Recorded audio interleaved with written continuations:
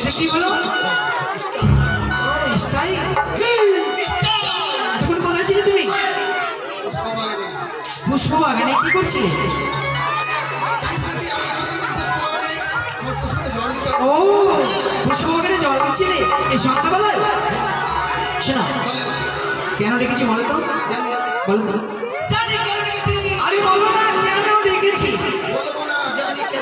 সত্যি বলেছো, আমি না বলতে কি করে জানবে?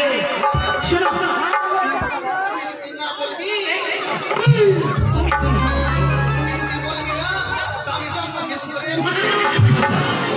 ভাষাটা ভালোভাবে বলবে।